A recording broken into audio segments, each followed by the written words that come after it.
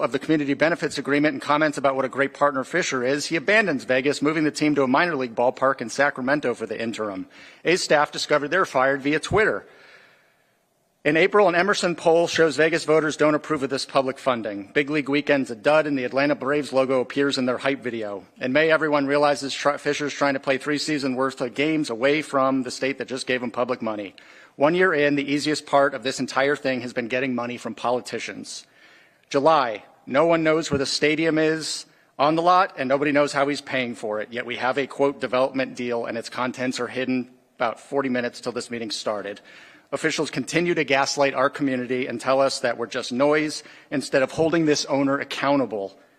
13 months later, we rank 48th in education and 47th in well-being. For the longest time, the agent sits in silence, nonplussed. Finally, he manages, "That's a hell of an act. What do you call that?" And the father says, "The aristocrats." I hope that joke does not fall on deaf ears. This process has been outlandish. The public deserves better because we are dealing with public money. Due diligence is not optional. Thank you. Thank you. Anybody else? Okay. We will close public comment, move on to approval of the agenda and the minutes. If the board's had an opportunity to review the agenda and the minutes, if there are no recommended changes, I would accept a motion to approve both, if that works. Jones Blackhurst moved to approve. Tommy White, second. There you go, Tommy. We have a motion and a second. Please cast your vote. Mike Newcomb, aye. Aye. Tommy White. Lawrence Epstein, yes.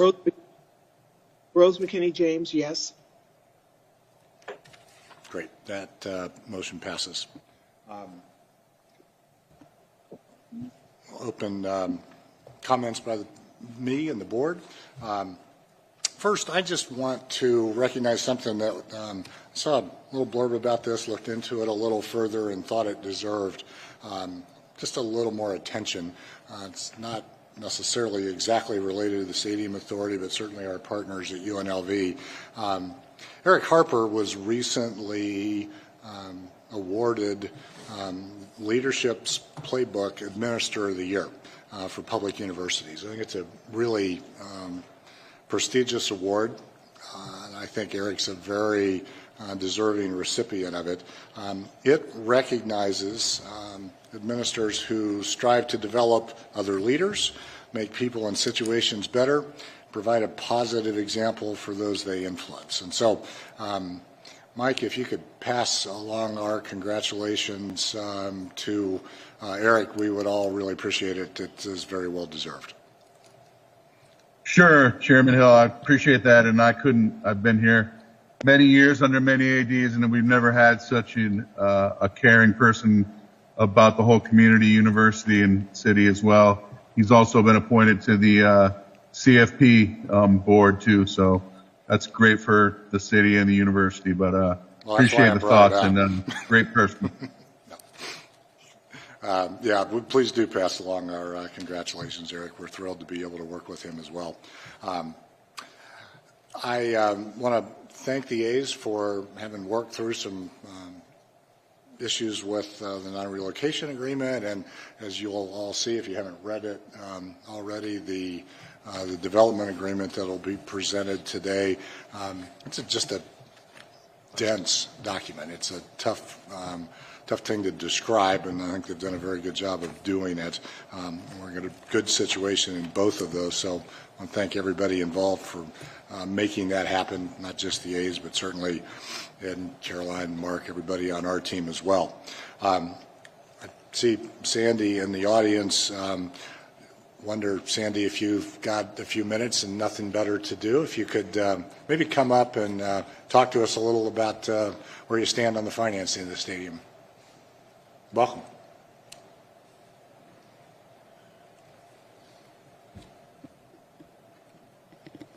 Okay, thanks very much, Chairman Hill. I'm pleased to have the chance to address the board, and I've had the opportunity to meet a number of you, but for those that I haven't, my name is Sandy Dean, And I've worked with the Fisher family for more than 25 years on a variety of their activities outside of Gap Inc.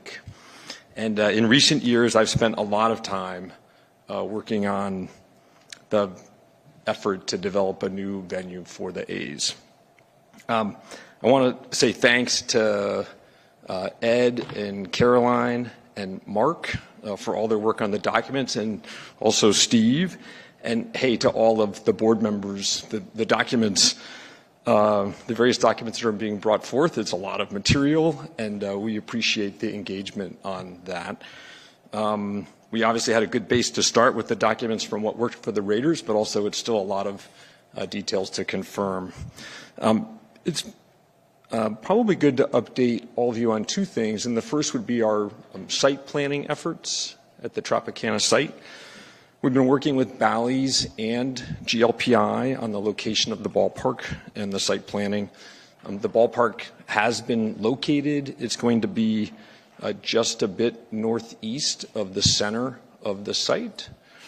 And the orientation of the ballpark will be towards MGM Grand and New York, New York. So there'll be some view of those as you look out the window from the design. Bally's is working hard to complete their initial planning for a Phase 1 resort and has a significant team assembled for that. The timing of when a Phase 1 resort would be built is something that's still yet to be determined. We hope to be into the county with our preliminary entitlement package in the coming weeks. And as a reminder, I think people know, but we have a large team assembled working on the ballpark project. Bjarke Ingels Group as our designer, HNTB as our architect, Mortensen McCarthy as our contractor, CAA Icon as our owner's rep. Legends is working with us on ticketing and the design inside the ballpark to have that have the best odds of success here. And all of all those folks I just described, all of them were involved with Allegiant with the exception of Bjarke Ingels Group. We have a whole bunch of folks working on the technical design aspects of the ballpark, including Kimley Horn for traffic, Loxa for civil, Thornton Tomasetti for structural, Henderson on mechanical, electrical, and plumbing, Antanasio on landscaping, and there's a number of others. Any questions on any of that? And second, on our financing. This has been a topic of some speculation in the press. One thing I'll start with is that as part of our relocation process with the league, which was a more than 3-month process, our plans to finance the ballpark were reviewed and considered by the league. The budget for the ballpark has been set and talked about publicly for some time at $1.5 billion. You know, in these kinds of big projects, that number usually doesn't go down. We'll see if it goes up. The project is going to be financed from 3 sources. Public funds, which is what brings us here from time to time, and some privately borrowed funds and equity contributions to the team. The public funds we expect will be in the range of $350 million, or perhaps just under. And it will be less than the maximum amount that was stated in the bill. And that's really a product of the amount of bonds that can be underwritten by the county based on the projections and so on that are associated with the ballpark. And that 350 sort of number is what we have expected really since the passage of SB 1. The bill says 380 as a maximum, but we think it'll be a little bit less, and that's fine. The privately borrowed component of the financing, we expect to be about $300 million. We have yet to secure the debt financing. And also, I can tell you, we've had strong interest from a number of lenders that want to participate in that portion of the project and are excited to participate in that. I think in particular because the amount of privately borrowed funds relative to the value of the team and the value of the ballpark when it's done is conservative. And then the balance will be equity contributions to the team. And the Fisher family could do all of the required equity for the project. And also, it's been reported that we think it would be a positive to have outside investors in the team, particularly investors from Las Vegas. And so we are going to talk with folks about that. And that's something we'll be getting going on in the coming months. It has been intentional to defer that until sometime soon, because we thought it would be helpful to have the design for the stadium be more refined before going out to talk with investors. I want to state in the affirmative, we are in good shape for the financing. It is something we've been planning for some time, and we'll be back with more detail on that, I think, in the fall. I'd be happy to answer any questions if that's appropriate. Yeah, thanks, Andy. Okay, thank you so much. Appreciate that update, and we'll look forward to continuing to get updates and progress reports as things roll along. Okay, thank you. Yeah, thank you. The only other thing I will mention is we will meet again in August. We will bring the lease back at that meeting in August. We will not then meet in September, and then we will look at what the right schedule is for October and November. The first time frame causes us to probably put a couple of meetings on consecutive Thursdays on your calendars early in December, because we're going to want to get some or all of these documents finalized by that time frame. So probably, I can't remember exactly what those, the 5th and the 12th or something along those lines. We'll reach out to you and make sure that you have those dates on your calendar at that point. Anything else that the board would like to bring up at this time? Okay. If not, we'll turn over the agenda to Mr. Finger. Agenda item 1. Thank you, Mr. Chair, Board.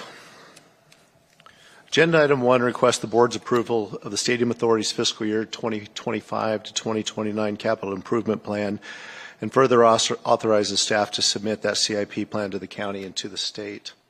State law requires that each local government annually prepare a 5-year capital plan on forms prescribed by the state, and then have that sent to both the County Debt Management Commission and the State Department of Taxation. The plan that I'm going to go over today is the 5-year capital plan for Allegiant Stadium. We will create the Baseball Stadium Authority Capital Fund later this year as required by law. We will amend our 2025 budget, and we will amend this 5-year CIP plan. This is that, as by law, prescribed 5-year CIP plan. The amount of expenditure contained in the plan for the following fiscal year, and in this case, that's our current year, fiscal 2024-25, must be equal to the amount in the government's budget, and that $66.5 approximately million is. At the board's May 2023, wasn't May 2023, the May 2024 public hearing on the budget, I showed the board these slides. I showed you the waterfall, just a constant reminder of, in the football paradigm, how the room taxes and interest flow first to bond payments, then to the operation of this entity, then to the debt reserve, which is fully funded and is no longer a puller on that waterfall, to UNOV, and then to capital. And to capital is where we're having this conversation. And the bottom there, the waterfall, is where we'll have part of this conversation as well. I showed you this slide in that presentation. A lot of numbers on this slide. I'm going to focus on 2 of them. This $12.6 million is the amount that sits in the Stadium Authority's capital fund, accumulated to this by the time this year ends, and available for previously approved projects for Allegiant Stadium, is available to be spent now. Of that 66, and this is a typical budget behavior, Steve's used to watching this over at the LVCVA, we authorize in the budget the entirety of the amount to be spent, just so we don't have any budget issues later, even though if we were to spend more, i.e. between that 12.6 and this additional 53, the 2 together making the 66.5 I showed you on the other slide, we would have to come back to this board for future action on the 53. By law, the bottom of the waterfall fund here is available for projects at Allegiant, for infrastructure around Allegiant, and someday down the road potentially for bond repayments. The out years in this are the estimated amount of, going back to that waterfall, based on the current room tax level, the amount of spillover to the capital funds and to the residual at the bottom. Mr. Chair, I'll end by again reiterating that baseball is not in this plan. Baseball will be back in the fall, a companion to this piece. This is an action item. Staff recommends approval and is available for questions. Thank you, Mr. Finger. Could you either call up or describe exactly what you're asking our approval of? With the microphone on, I'm asking for approval of this particular piece of paper attached as an agenda. Any questions from the board? I'd entertain a motion. Tommy White, motion to approve. Jones Blackhurst, second. A motion and a second. Please cast your votes. Mike Newcomb, aye. Lawrence Epstein, aye. Rose McKinney James, aye. That passes. Great. Agenda item 2. All right, agenda items 2 and 3 are a bit procedural. In the case of 2, we're going to ask that the board consider selecting Athletics Stadco LLC as the baseball stadium events company for the Major League Baseball team. Mr. Chair, the law requires that this board approve 4 key documents prior to the creation of the sports and entertainment district, prior to public participation financially in the stadium construction, and prior to the issuance of bonds and transferable tax credits. The community benefits agreement was approved by this board on March the 21st of this year. The lease agreement and the non-relocation agreements have both been previously introduced. An updated version of the non-relocation agreement is on today's agenda. We expect, as you mentioned earlier, to introduce an updated version of the lease in August. Mark Arnold will walk the board through the first draft of the development agreement in today's final agenda item, and I probably should take the opportunity in person to introduce Mr. Arnold, who's 2 seats to my right, who is board-appointed counsel and who is meaningfully significant to our efforts here, vastly experienced in this effort of negotiating with Major League Sports franchises on behalf of jurisdictions and authorities like ours. Yeah, you're doing that because I was too rude to remember to do it, so I appreciate you doing that. Welcome, Mr. Arnold. It's good to see you. It's been a while since we have seen you in town and in person. Glad to have you here. Glad you're safe. Mr. Arnold's house went through a little bit of disruption during the recent storms, so glad everybody's okay. Thank you. Glad to be here. Thank you very much. All right, so resetting on this slide, these 4 key documents, one's approved. Prior to the final approval of the last 3 you see on that slide, the law requires additional things. It requires actions of the board. The first 2, the board's findings of relocation, both in terms of Major League Baseball's approval and the team's commitment, occurred on May the 16th. The next is the board's selection of the baseball stadium events company, which is the subject of this item. And the 4th is the board's selection of a developer partner, which in itself requires a series of findings. That's the subject of the next agenda item. The requested action today, I need to not miss the mark on these and make sure you understand what I'm asking you to vote on. The requested action today is to select the baseball stadium events company.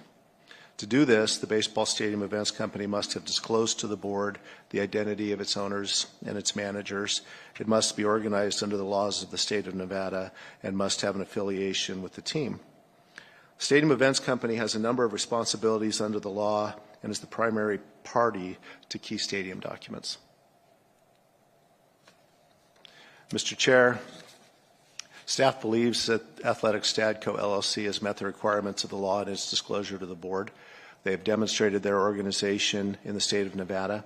They've demonstrated that they are affiliated with the Major League Baseball team, and they have properly disclosed the identity of key parties as required by the law. The documents attached to this agenda item are in a substantially similar state to those approved by this board for the NFL football team. Mr. Chair, this is an action item, and staff recommends approval. Any questions by the board? Had an opportunity to review the backup material. I'd accept a motion.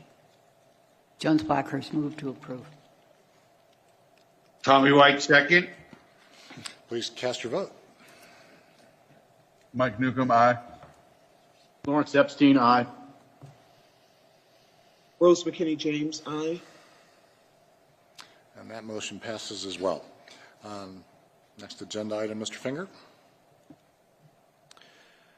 Mr. Chair, the third agenda item is going to ask this board to consider finding that the proposed baseball stadium developer partner, Athletics Stadco LLC, has, in accordance with Section 22 of Senate Bill 1 of the 35th Special Session of the Nevada Legislature, disclosed to this board as a matter of public record the identity of the person who will act as the developer partner and provided documentation satisfactory to this board to indicate that it has an affiliation with the MLB team. Mr. Chair, I'll refer back to the previous agenda item regarding the list of findings needed to formally approve the final three agreements. The selection of the developer partner is a little bit more complicated than the selection of the stadium events company. It requires 4 separate findings of this board. The first 2 are substantially similar to the baseball stadium events company requirements. They involve the disclosure of the identities of the legal person and affiliations with the Major League Baseball team. The third and fourth findings are that they need to demonstrate to the satisfaction of the board that the developer partner is able to successfully develop and construct the MLB stadium project, and they must provide to this board adequate financial security for the performance of those obligations for that same stadium project. And this ties a little bit back to what Sandy was talking about as they continue to make great progress on the project. And as we head towards the fall and ultimately towards those early December meetings, we will have a better set of numbers, a better set of understanding about this financial situation. And in addition to all of those things I mentioned with budget augmentations and fund creations, we will accomplish these other 2 findings and fill in some of the requirements and some of the necessities to complete the development agreement, which we're going to show you too in a framework today.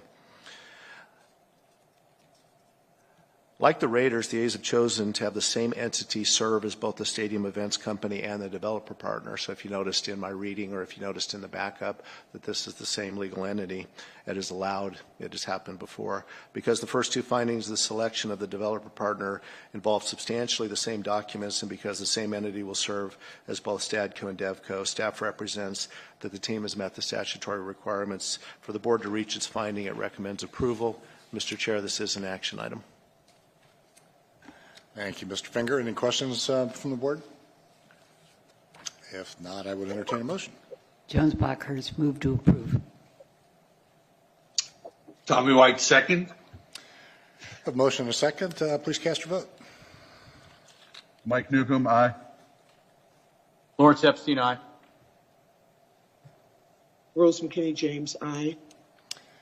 That passes unanimously as well. Mr. Finger, agenda item 4. Mr. Chair, agenda item 4 is a draft non-relocation agreement with the Athletics Investment Group, LLC. This is not an action item, and I'll make a point that I think is obvious. We've introduced a series of these formative documents, and since October, we'll complete them in December. But there's an intent to this process. There's an intent that's driven by the chair of this board that these documents spend a lot of time in the public, that they sit, that they're available for read, they're available for feedback. We don't do anything quickly. We don't do anything under the cover of anything. We do it by way of putting it out there and giving it months for observation, for feedback, and for progress. We will continue to iterate on potentially all 3 of those documents between here and December as we continue to get community feedback, as we continue to read and think about these documents ourselves. In this particular case, Mr. Chair, the non-relocation agreement, as previously discussed, is one of those 4 key agreements that I went over. The non-relocation agreement has a few key elements, setting the terms and conditions under which the MLB team can relocate from the city we're in. It is for 30 years. It provides for remedy and ultimately for the potential of liquidated damage in the event the MLB team relocates in violation of the agreement, and that amount is no less than essentially the amount of public financing outstanding in the form of county bonds and state tax credits. This item was initially introduced at the May 16, 2024 meeting not so long ago. We're bringing it again today because it has a few changes. And we have 2 revisions to the draft non-relocation agreement today. When we talk about this idea that the team has to play in town and it can't relocate, that framework includes this covenant to play, specifically as it relates to regular season home games in the stadium. Non-relocation agreements around the country have a range of allowances for games played out of the home stadium. We have made our absolute best effort and accomplished either direct read or contemporary analysis of all or almost all of these agreements. A few teams don't have non-relocation agreements. They don't have public funding that necessitate a non-relocation agreement.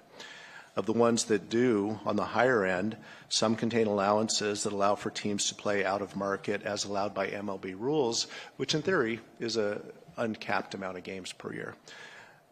Towards the high end, some of them explicitly allow the team, this is a more than once attribute of some of these agreements, to play up to 10% of their 81-game home season out of market. There's a tier of these agreements that land at 6 games per year, either explicitly or averaged across 2 or 3 years. Others have 4 games per year, some have 3 games per year, and some have calculations of numbers of games allowed over a couple or a few consecutive years. There's a pretty good range to what's happening here. Some appear not to allow any, but some of those teams have played out of their home market in the last 5 years as we went back and did the analysis of the frequency and the pattern of teams playing out of market.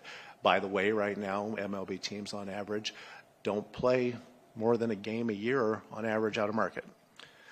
Not only is this idea that the team might be able to play international and other games out of market in some limited way a normal provision in baseball non-relocation agreements with that wide range of allowances I've described, it exists in other sports non-relocation agreements.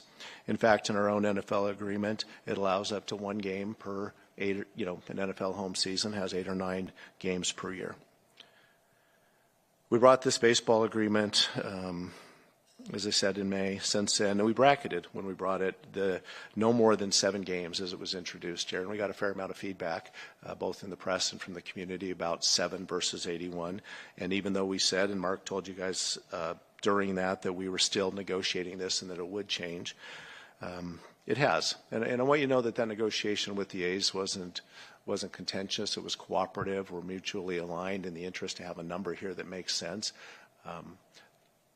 There is relationship to large parts of the public funding to the number of games that come out of this. So through additional conversations, we've already talked about, this draft contains a provision that the number of games allowed out of market can't exceed 7 in any 2 consecutive seasons, with an individual season cap that in a season no more than 4 games can be played out of market. And again, that's out of an 81 normal regular home season for a baseball team. The second thing that we changed in this draft is the document provides that in a situation of the stadium being unsuitable for play due to events, fire, casualty, etc., unforeseen events, that the team must make commercially reasonable, diligent, and good faith efforts to play at an alternate site in unincorporated Clark County. That's the draft I gave you today with those words. The previous version of this had said that geographical area would be defined as the stadium district, which is a different overlay. So, Mr. Chair, again, this item is not agendized for action. It's presented for board and public review and for feedback. It will be brought back again for before it is finally approved. Mr. Arnold and I are both available for questions if the board has any. Board have any questions? Okay. Yeah, Mr. Weekly. Yes, Mr. Finger. So, thank you, Mr. Hill. During public comment, Mr. Coos asked a question in reference to games being played out of the figures that you just mentioned. He mentioned 85. Is it 81 or 85? The MLB regular season is 162 games, which is divided into 81 home and 81 away games. Okay. All right. You're welcome, Mr. Coos. Okay, I just wanted to make sure we were good. Thank you. Anybody else? Okay. Chairman Hill. Go ahead. This is 09. Oh, can you hear me, sir? Yeah, please. Go ahead. Excellent. Thanks. This is Zach Conine for the record. And I obviously will not vote on this item as an ex officio member, but I wanted to put on the record a conversation that we had with staff on the item. Functionally, the Treasury plays a pretty big role in the financing here, and we, like much of the public, was concerned at the original number of games out of market. Appreciate the work that staff has done and the Athletics have done so far in getting that number a little bit closer to 0, but we're hopeful that we can move it a little bit farther there. Particularly, some sort of mechanic in which, if the revenue projections were met, the team would have more flexibility to move games out of market, would make us much more comfortable on the financial side. Obviously, this is a massive amount of public money, and I think we've got a fiduciary responsibility to try to get that as tight as possible. But I appreciate staff's work so far, and I'm hopeful we can get it a little bit better. Thanks. Thank you, Mr. Conine. Anybody else? Okay, agenda item 5. All right, again, in agenda item 5, staff will present a draft document, in this case, the development agreement with Athletics Stadco LLC. Mr. Chair, this is being presented for the first time. It is not agendized for action. It is presented for board and public review. Will be brought back in coming months for either additional iteration and or for final approval at some point. Mr. Arnold will present the framework for the development agreement. Good afternoon, everybody. Mark Arnold from Hunt and Andrews Kurth in Houston, Texas. As the chair said, we had a hurricane, but everything's good. So what you have before you is the development agreement. As everyone has said previously, the development agreement is one of the 4 key documents that propels the development of the stadium forward. It contains the obligations of the public and Stadco and the responsibilities of the public and Stadco with regard to building the stadium. It's got guardrails, it's got financing. I'll go through it sort of in a page by page like we did with the lease, stopping periodically for you guys to ask me any questions that you have. Again, this is the first draft, but it's really not the first draft. It's the first draft we're bringing here, but we have spent a couple of months working on this document. It is based on the Raiders document, so a lot of that work had been done for us before. As you may remember, the public financing for this transaction and the Raiders transaction are different. And so there's a lot of language around capturing those differences in here. But let me just get started with the document. So it starts really in earnest in Article 3. And Article 3, as we heard before, lays out the authority contribution amount. This is in 3.2a. And again, SB 1 says the lesser of a statute. So it's the lesser of money that is available from public sources or 380. And so you heard Mr. Dean say the projections are that number is going to be 350.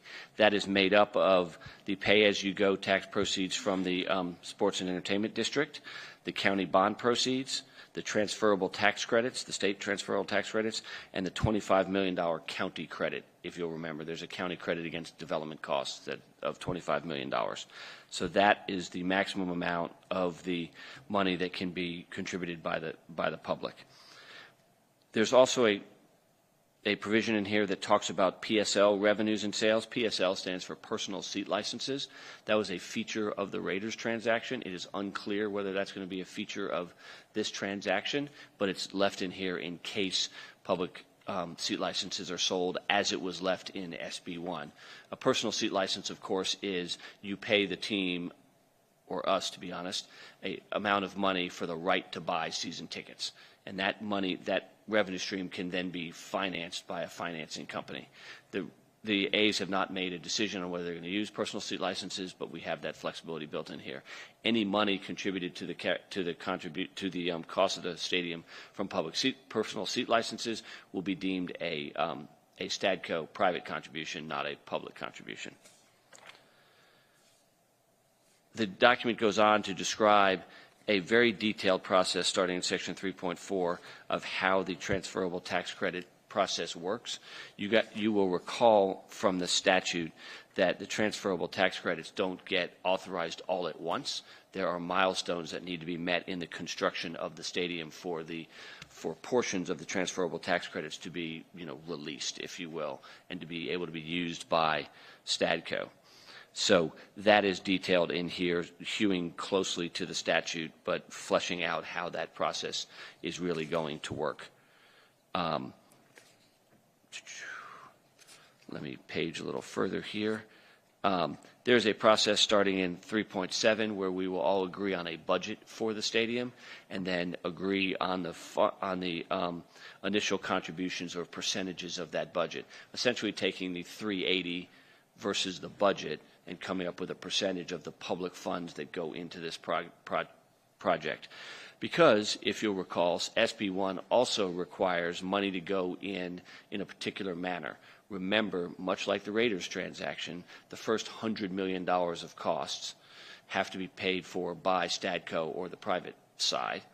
Then we start funding our money with their money in a pari passu basis based on this percentage I just talked about of how much percentage 380 is to the public, to the total budget. We then stop doing that until there's the last $50 million of project costs to be funded. So this is the same structure that was in the Raiders transaction. It is described here also. It is a little more complicated in its description here because of the transferable tax credits are not cash on the barrelhead at the beginning like the county bonds were on the Raiders transaction. So there's a little bit more mechanics to all of that. But the upshot of what we have described and created is to abide by what is in SB1 on how the cash flow goes in. Of course, if the budget is changed, the percentages can be rejiggered to correct that so we don't overfund it. SB1 and this document make sure at the end that there is $50 million available for the project to be finished. So we're left with all of our money in, and then the A's don't have the last $50 million, and we have an incomplete stadium.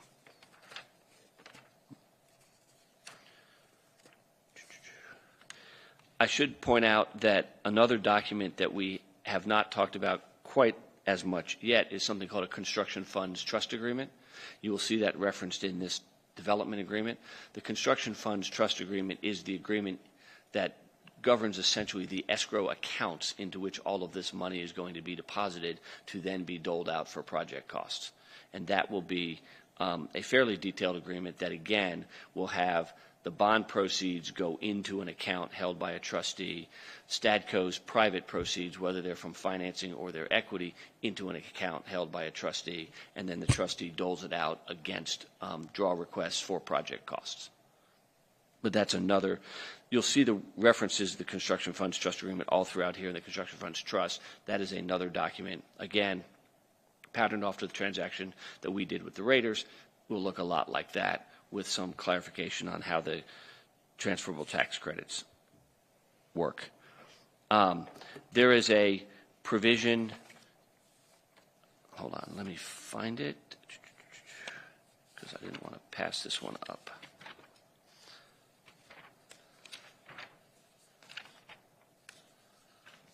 Oh, I haven't gotten to it yet. Great. There is there are provisions about what happens if the project completion date occurs and there's money left in the construction funds trust. Where does that money go? And it essentially goes back to whoever put it in there. It's the same kind of provision. If the project completion date does never occur, then any money left in the authority contribution account, which is where all the public funds goes back to the state or to the county in proportion to the amount of money that they put into those funds. We, of course, have agreed in the document to cooperate with the A's in their financing. They agree to cooperate with us in the county, if you will, on the county's financing. This document preserves all of the requirements for the issuance of the county bonds. Bonds can't be issued because of certain triggers yet in SB1.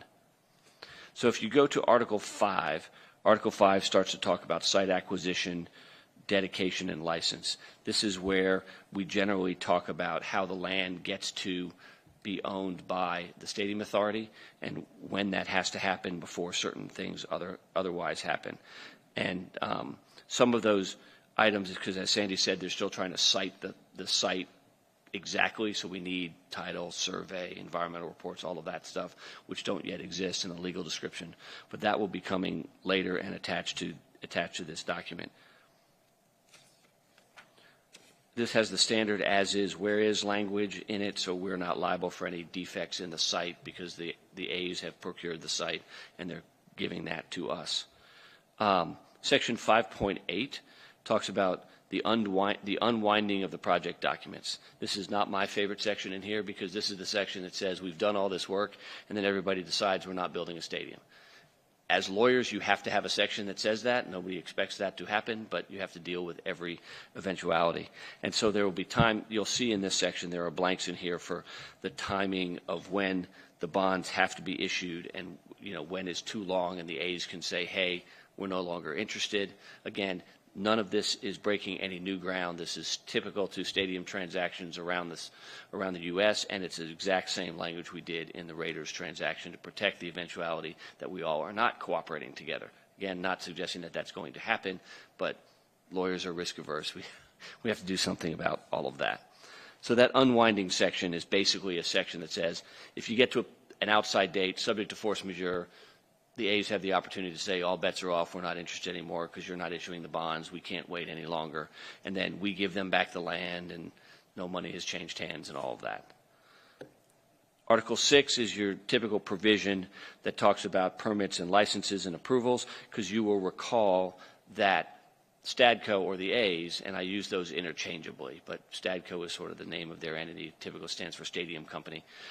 Stadco and the A's are the ones who are building the stadium. So they're the ones who are contracting with the contractor, with the architect, and all of that. I'll get to our oversight of that later in the document. But the document requires in Article 6, of course, that Stadco has to have all the licenses, they have to have all the permits, they have to do this by the book, they've got to have a development agreement with the county, all of those protections. Article 7 is the scope of development of the project improvements. This is basically where we describe what has to be built, and where we are right now is, and you guys are probably going, hey, where is all that? I want to see all this. We're not there yet because this defers to, it's called in here a design-build agreement between Stadco and their contractor. Whether it's a design-build agreement or whether it's a construction manager at risk agreement, we are agnostic about. It was a design-build agreement given the timing on the Raiders transaction, so that reference is still in here. But this section defers to the yet-to-be-drafted design-build agreement for the substantial completion date and what do all of the what is actually being built. That's not to say that no work has been done on that. The A's have been designing, as you heard from Mr. Dean, the transaction. They've already identified who they want as a contractor and an architect and all of that. So processes are moving forward. Schematic design is happening. We're just not ready yet, which is why this is not an action item to attach all these pretty pictures and things to this document. Of course, in Section 7.4, we have to, well, let me go back up. In 7.2, when we sign this document, we will have to have approved the project team, so all the names that Mr. Dean read out, we would look at their qualifications and approve them as the project team or push back. We have to approve the design-build agreement. We have to approve the cash budget, and we have to be presented with a construction schedule. That's 7.6. 7.7 is a little tiny section that means a lot. It's basically approval of project submission matters. So like all great documents drafted by great lawyers, project submission matters is a defined term, so you got to go back to the document to see what that really means. You can't read the section. But what project submission matters means is if after we sign this there are changes to the budget, the construction team, the completion date, change orders that create change orders mean changes to the project that create cost overruns, or that would make the project not meet the facility standard. Facility standard is a defined term in the lease, and facility standard means essentially comparable facilities, the attributes and types of things in a stadium that are comparable to facilities of similar size, nature, and use. So while this board cannot micromanage the construction, there are built-in protections for our being involved to make sure we get, and when I mean we, I mean the public gets the stadium that they were promised to get. Section 7.8 details the contract requirements that have to be in the design-build agreement or CMAR agreement and the design professional agreements. A lot of these are in the statute already. They deal with the fact that subcontracts have to be bid. There are small business requirements. There has to be a guaranteed maximum price with a contingency of no more than 10% and between 5 and 10% is basically what the statute says. The contract has to be bonded or have a parent guarantee. So if Mortenson McCarthy is the contractor, there's either have to be a payment and performance bond or a parent guarantee from somebody above that. Again, all protections similar to the Raiders transaction to protect that we have people developing this stadium that can actually develop the stadium.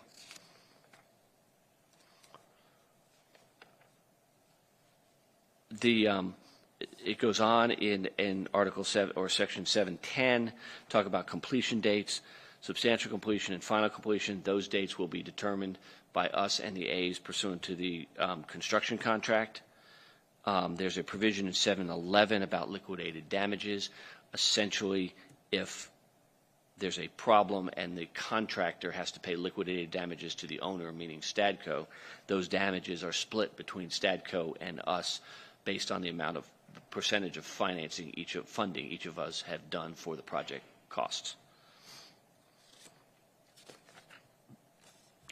This document also has in 714 your protections on mechanics liens. Remember, Stadco and their contractor are the ones building the project. If contractors are not paid and liens get attached to the property, we get indemnified by Stadco. There's also a requirement for them to put a lien release bond in place. If all of those things are not happening, we can satisfy the liens and then get money back from them. All standard protections in a development agreement. In 716 begins the sections in here talking about access to the property, if you will. This is right of entry, because remember, we're going to lease the property to them. We need to reserve the right to come in and inspect the property, figure out what's going on. We have agreed to comply with their safety rules and requirements and procedures, so long as they're not that they're similar to other stadiums similarly situated. We've also agreed in our access to minimize their interference with the construction process. But this is, again, part of the suite of things where we get to inspect the property.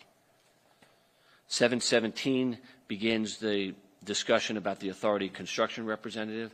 Much like we had with the Raiders transaction, the Stadium Authority will hire an owner's representative, if you will, or an owner's rep, who will be our eyes and ears on the ground. There are very specific provisions in this document to make sure that that owner's rep is not shunted aside, but is part of the construction process, and not just lip service to that, but actually involved. So 717C talks about all the cooperation that has to be given to our owner's rep and how we integrate in there, and we get notices of claims and we get status reports and we get to attend all the regularly scheduled meetings, all of that. So we're a part of the construction process. Of course, in Section 721, like most development agreements, we will get as-built surveys showing what has actually been constructed in connection with the project. Again, we are the owner of the project, so as it's built, we own the land, and then we also own the sticks and bricks, if you will. So we need to know what was built there, so we have the CAD designs and all of that. 8.1 talks about project reporting, and it sounds like that sort of has started with Mr. Dean coming here today. It'll be more detailed once construction starts, because 8.1 determines the monthly reporting to the board from a representative of the A's of construction process, where we are in permits, comparison of budget versus actuals on costs, where they are on the community benefits agreement, all of that structure around making sure that we are informed both with our owner's rep and now at the board meeting in public, because, again, sunshine is a great thing. Article 9 are the environmental provisions. Since the Stadium Authority will own the land and then lease it to Stadco for the construction of the facility, we did not want to be responsible for any environmental contamination on the land if there were to be any. And so these provisions basically say, Stadco, you're responsible for that. Stadco, you have to indemnify for all of that. You have to remediate all of that, unless it's caused by our gross negligence or willful misconduct. So Steve and Ed go out there and pour oil over everything, then it's our responsibility. But I don't imagine that they'll do that. Article 10 is a provision dealing with excusable delay. That's essentially your force majeure provision. That is the provision that says, hey, we've all agreed to do this, but if there are forces conspiring against us that are not our fault, then the deadlines are extended. But there's a process around that, like there is with most complicated construction projects. Article 11 begins the change order process. 11.1 acknowledges that we, the Stadium Authority, have the right to request changes. We would have to pay for them above and beyond the public money that the public is already putting in. This is a similar provision that was in the Raiders transaction. It never happened. We never asked for changes in that transaction because I don't know that we had a lot of money to do that. I don't know that we have a lot of money to do that now. But again, as lawyers, we put in provisions to make sure things, if they want to happen, can happen. Stadco in 11.2, of course, has the right to make changes in the project, but again, that is governed by they can't do anything to create cost overruns or to make the project not meet the facility standard without our consent. Article 12 is the article that says that Stadco is responsible for all cost overruns and how they have to pay for cost overruns. Section 12.4 deals with audit rights. This is the Stadium Authority's ability to audit upon notice to Stadco, but not more than once a calendar year, their books and records necessary to verify compliance with this document, to verify, okay, you told us you're going to pay these costs, you pay these costs. These costs are actually related to the stadium. They're not related to somebody's house in the Hamptons or something like that. So the audit provision is, again, another provision dealing with our oversight of the construction. Article 13 is insurance and indemnification matters. I will not further board the committee with all of those things, but it's the standard provisions requiring Stadco and their contractors to have insurance, requiring Stadco and the contractors to have insurance, requiring Stadco to indemnify the authority for all things that happen out there unless, again, caused by our gross negligence or willful misconduct. There's also a waiver of consequential, special, or exemplary damages. You will see some of these provisions are footnoted. These are not. We are still negotiating some of the language that is in here because these provisions have an overlay of Major League Baseball's insurance and indemnity program. So we're certainly going back and forth between the A's, us, and MLB on the final wording here. What you see here is the final Raiders wording. I suspect this wording may be different when we come back to it, but I don't know that it'll be, I don't expect it to be less favorable to us. Article 14 talks about casualty damage. Again, if there's a fire at the place and part of the project under construction burns down, this provision basically says, hey, the insurance proceeds under the insurance that Stadco and their contractor have to carry go to Stadco and their contractor, and they have to still build the project as they were supposed to build it. Article 15 talks about condemnation, eminent domain, if you will, which we have to have a provision in here, but I cannot imagine that it's going to happen unless the state wants to put a freeway right through the site, but I can't imagine. But it covers those instances of what happens. Article 16, defaults and remedies. Every good contract has defaults and remedies in it. So Article 16 starts with your standard failure to pay default, your standard covenant default, and cure periods. Again, an event of default is a defined term that Stadco's failed to do something or we failed to do something, and the cure periods have expired for them to do that. So you'll see in 16.1A, our Stadco's default, 16.1B, the explanation of our default. I want to call your attention to 16.2, which is the authority's remedies. Again, if Stadco and the A's default under any of their obligations, we have the right to terminate this development agreement, but only if the payment default is for more than $1 million. And again, that number is being negotiated right now. That was what was in the Raiders transaction. This number is open. Or if the failure adversely affects life safety, public health, or the environment in any material respect. Again, as with the Raiders transaction, the development agreement is set up to make sure that neither of us can terminate the development agreement just on a whim that something really bad has happened. I think the A's and we are, on the legal side, are negotiating about whether it's good enough to do that, but I certainly believe it will, but there may be some changes to that. If the development agreement is terminated for a bad act by Stadco, there's a concept which is in section 6.2a and sort of buried in here in a definition, but I wanted to point it out to you, that talks about the public funds early termination amount. While the exact amount of that is being still negotiated, as you'll see in a footnote in the definition of the public funds early termination amount, the public funds early termination amount is intended to be amount much like the amount in the non-relocation agreement, where if Stadco does something bad and we terminate the agreement, Stadco, pay back enough money to basically pay back all the outstanding bonds, pay back any county credit, pay back any state tax credits that have been used by them, less any money that remains in the construction funds trust from the bond proceeds, right? So we don't want to double dip on that. We don't say, okay, go pay off these bonds. Oh, but we have these unused bond proceeds over here, right?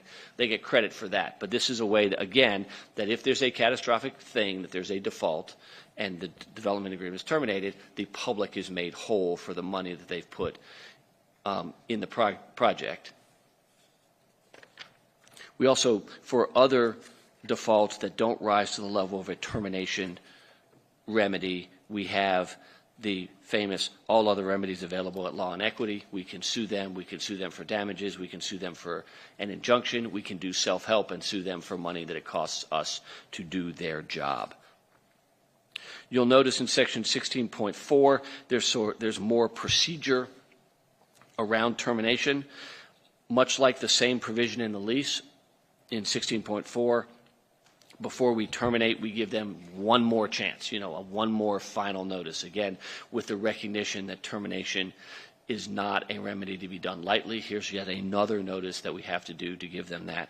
And before termination, 16.5, which is a new provision in the A's transaction and not in the Raiders transaction, but in the lease that we went over earlier, 16.5 requires a public hearing before the board, for the board to vote to terminate the document. So Steve, Ed, Carolyn, and I cannot just terminate the document. Y'all have to terminate the document after a public hearing where Sandy pleads his case and all of that. But you still have the right to do that. But the A's thought it was important to have that public right to do that. Article 17 deals with assignment and leasehold mortgages. Again, these provisions basically refer back to the provisions in the lease agreement. If you'll remember, the A's or Stadco cannot assign the lease agreement without our consent unless essentially MLB consents. Once MLB consents, we can't stop that from happening. And as much as I don't like that provision, it's in every stadium lease that I have done in any league that I have done it in. As to leasehold mortgages, again, if Stadco is going to get financing for a portion, and I think Sandy said something like $300 million of private financing, that lender will want to put a leasehold mortgage on not just the leasehold interest under the lease, but their interest under this development agreement also. And we have about 7 or 8 pages of that language, not in the development agreement, but in the lease agreement, that deals with protections for the lenders, protections for us, what happens if they foreclose, what do they have to cure, what don't they have to cure, all of that, which are pretty standard and hew very closely to the negotiated language that worked in the Raiders transaction. You'll remember for the Raiders transaction, Bank of America led that effort, and we're happy with our leasehold mortgagee provisions, but those are referenced here but not repeated here. Article 19 talks about dispute resolution. So, of course, nobody wants anybody to be arbitrary, so we have to first mediate, then we can arbitrate, just so everybody has a seat at the table and a time to argue their case and don't have to go through the expense of litigation. Article 20 talks about adequate financial security, And this is part of a finding that we did not make today, but we will eventually have to make before we sign the development agreement, which is that Stadco and their contractor have the ability and the financial ability to pay or Stadco has the financial ability to pay their portion of the costs, whether that is some sort of proof of here's our financing and here's how we're going to get the equity contribution. Remember, in the Raiders transaction, it was a series of commitment letters from lenders because the Raiders were not using any of their own equity money. Here, as what Mr. Dean said, you're going to have some third-party financing and then some equity money from owners of Stadco. So we'll have to figure that out, and this is the placeholder for all of that, for you to make the finding and agree, yes, we now believe when we sign this that, okay, we have our money, they have their money. Article 21 begins the miscellaneous provisions, which I don't have to go through. They cover things like waiver for governing law, waiver of jury trial, time of the essence, all of those things that lawyers gloss over, and then when you get into the lawsuit, everybody looks right here to figure out what all that means. But we spend a lot of time on that. And then this is, of course, followed by definitions, and you will see where the definitions are footnoted. For instance, in the definition of force majeure, there's still some negotiating to be done between us and the A's on that definition. There's also a footnote on public funds early termination amount, which I referred to before, which is what I call the make-whole provision. We have to come to agreement on all of that. And as I said, when you look at the definition of either stadium project improvements or substantial completion date, it refers back to a design-build agreement and plans that, again, are not part of this document yet because we don't have those to attach, but we will by the time we sign this agreement. I know that was a lot of stuff, and does anybody have any questions? Thank you, Mr. Arnold. Any questions from the board? Well done. Well, filibustered us. Well, I mean, seriously, if anybody has any questions, let us know. And we still have, you know, there are some issues in this document that go over into the lease that we will be spending the next week or two trying to nail down so we can be prepared for the August 15th board meeting or whenever that is in August. And I don't expect this agreement to come back in August because the detail that has to go into this agreement is plans, specs, design, build agreement, all that stuff, which will take the summer for the A's to get together to figure out, make it all work together in here. Yeah, great. Thank you very much, and thanks again for being here. With that, we will open, unless Mr. Finger, you have anything else, we will open our final public comment period. If there's a member of the public all queued up and ready, please address us. Thank you. Thank you, Mr. Chair. And once again, for the record, Jeremy Koo.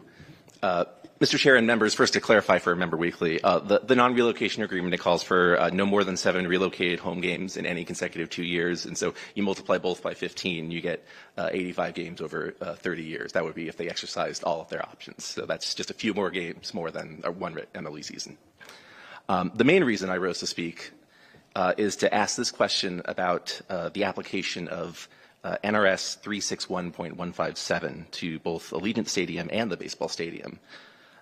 Does the operating company of each stadium have to pay leasehold tax equal to what the property tax would be if the stadium authority was not exempt from property tax? For background, NRS 361.157 provides that when real estate that is exempt from taxation for any reason is leased to another person in connection with a business conducted for profit, the leasehold interest is subject to taxation, and NRS 361.227 subsection 3 provides that the lessee's tax bill is the same as if it was the non-exempt fee simple owner of the land leased. In Clark County Sports Enterprises versus City of Las Vegas, which the Nevada Supreme Court decided in 1980, that court affirmed the eviction of the operator of the Las Vegas Motor Speedway for a breach of a lease covenant to pay all taxes, including leasehold tax under 361.157, because the racetrack's operator was a private company using exempt real property, the city's, to conduct a business for profit.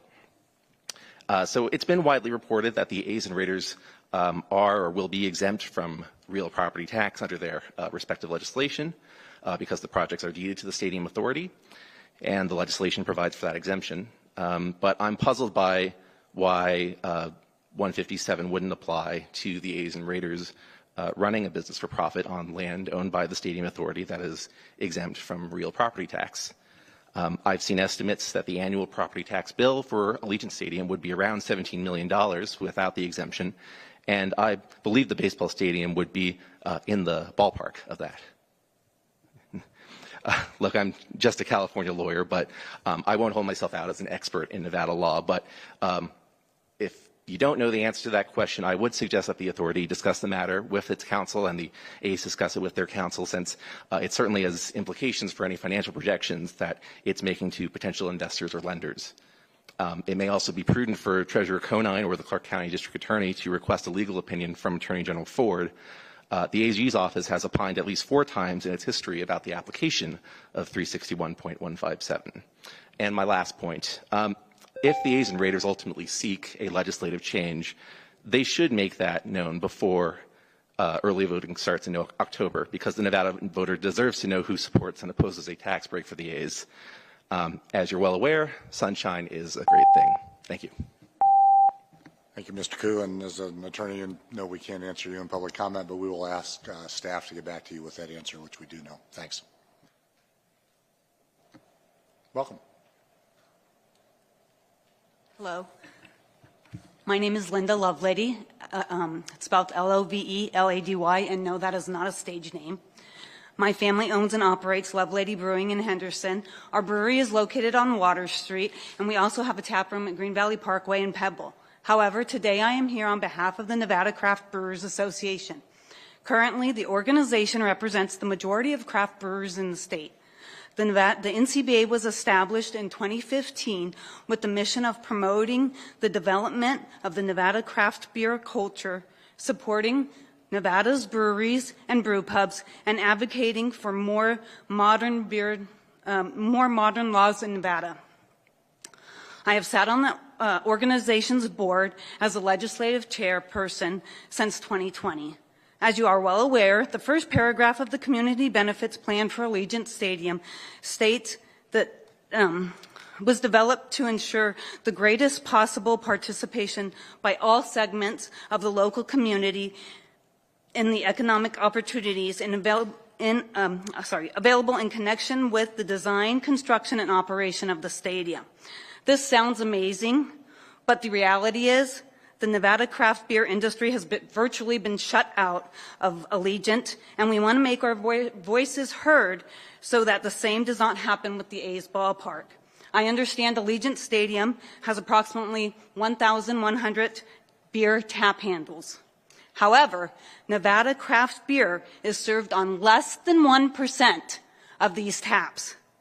Is this really the greatest possible participation in the operation of the stadium for the Nevada craft beer industry? Why should you care? Why does this matter? Why should local beer be served in Allegiant Stadium or the new A's ballpark? Craft breweries employ Nevadans.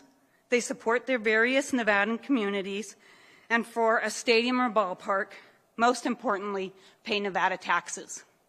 By offering craft beer made in Nevada, the stadium or ballpark is supporting Nevada's economy.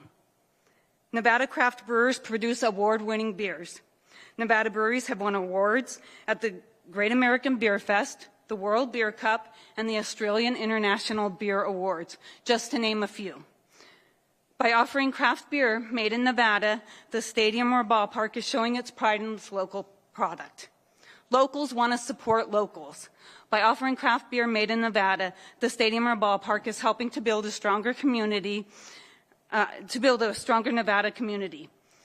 Tourists come to Nevada to seek out unique adventures and flavors they cannot find at home. By offering craft beer in Nevada, the stadium and ballpark enhances the tourist experience. Thank you for your time and consideration. Thank you. Anyone else? Seeing none, this meeting is adjourned. Thanks, everybody, for being here.